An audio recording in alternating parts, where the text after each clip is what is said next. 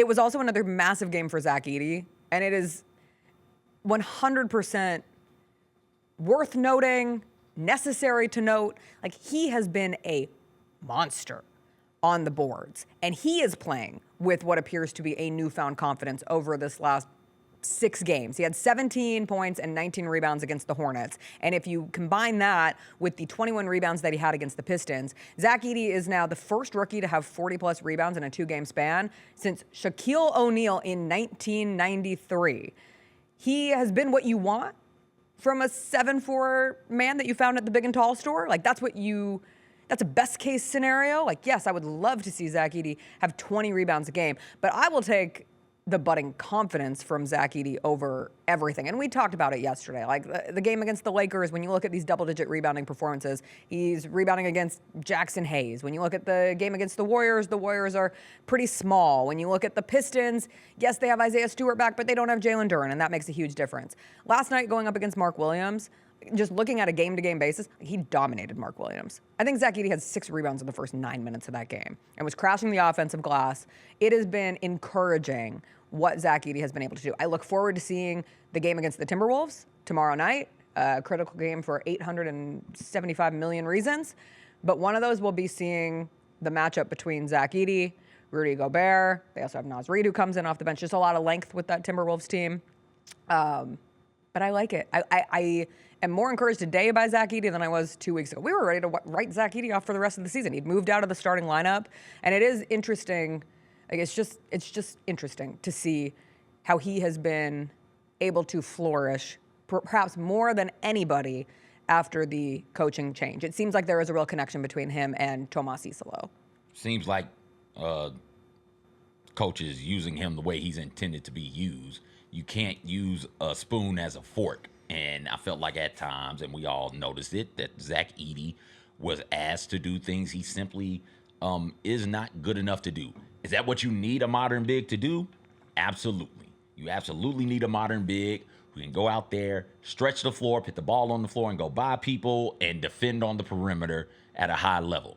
Unfortunately, that's not what Zach Edey can do, so don't ask him to do those things. Instead, ask the spoon to be the spoon.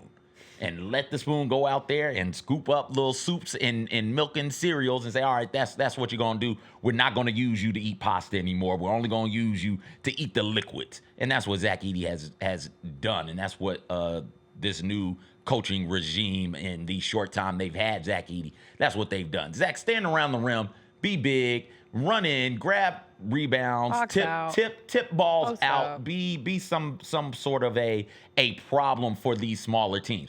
The NBA continues to move towards positionless basketball. Zach Edey cannot play positionless basketball, but what Zach Edey can do is punish you for trying to go positionless because he is 7'4" and big as hell. Could he grow into being a spork? I think that is the thought and the hope for people is where, okay, he can do some of those things when we've seen Zach Edey not shy away from taking threes, and sometimes they go in and sometimes More they often don't. than not, they don't. But he could maybe offensively become, to your point, the sport where, hey, he is able to stretch the floor on the offensive side of the ball. You can't just sink off into the paint on him because he will take and make open threes, Brook Lopez.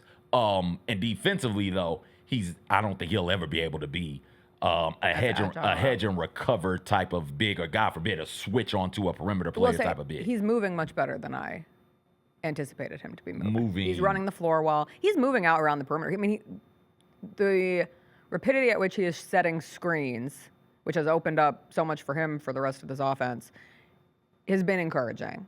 And the connection that he has with Ja, I look forward to seeing how that continues to grow. And again, Ja was awesome last night. We haven't even talked about it, which is crazy. Like the Jalen Wells injury, probably the biggest story to come out of last night.